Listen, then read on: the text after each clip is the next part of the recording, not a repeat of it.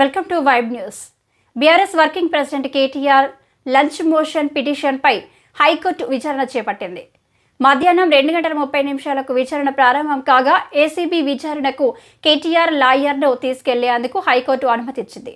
కేటీఆర్ వెంట వెళ్లేందుకు 3 న్యాయవాదుల పేర్లను సూచించాలని కోర్టు అడిగింది. 3లో ఒకరిని కేటీఆర్ వెంట వెళ్లేందుకు అనుమతిస్తామని న్యాయమూర్తి పేర్కొన్నారు. కేటీఆర్ లంచ్ మోషన్ పిటిషన్ విచారణ సందర్భంగా కేటీఆర్తో న్యాయవాదిని అనుమతించాలని అడ్వకేట్ ప్రభాకర్ రావు వాదించారు.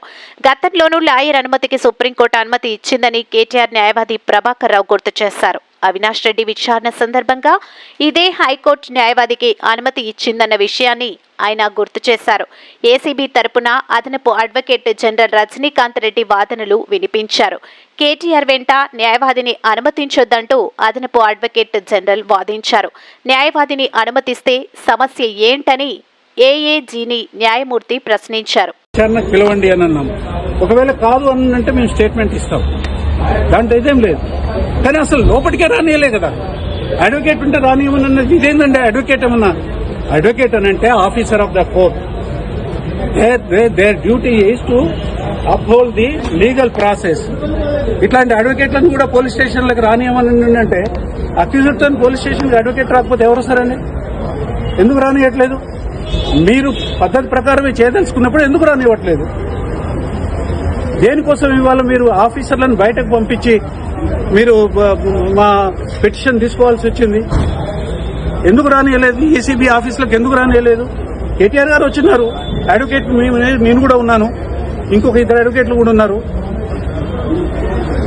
ఎందుకు రానియలేదని అంటున్నాను. దానివల్ల నష్టమైంది మీకు. మీరేదో కుట్ర చేయదలుచుకుంటే, మీరేదో తప్పుడు పని చేయదలుచుకుంటే తప్ప అడ్వకేట్ ఎందుకు ఉండకూడదండి?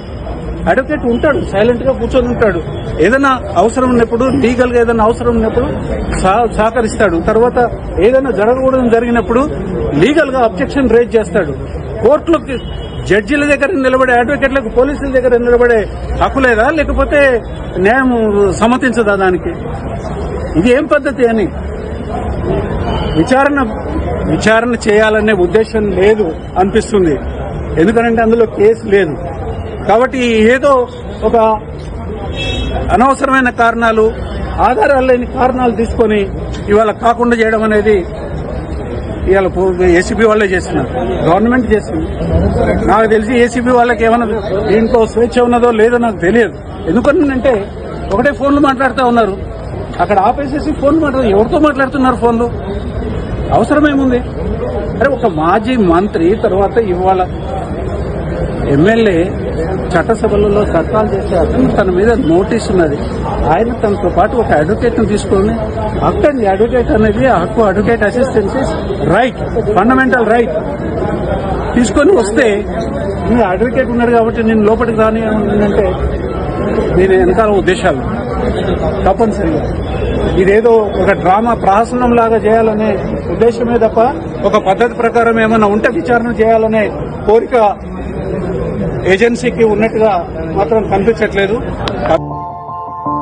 మా ఛానల్ ని లైక్ చేయండి, షేర్ చేయండి, సబ్స్క్రైబ్ చేయండి. మరిన్ని అప్డేట్స్ కోసం పక్కనే ఉన్న బెల్ బటన్ నొక్కండి.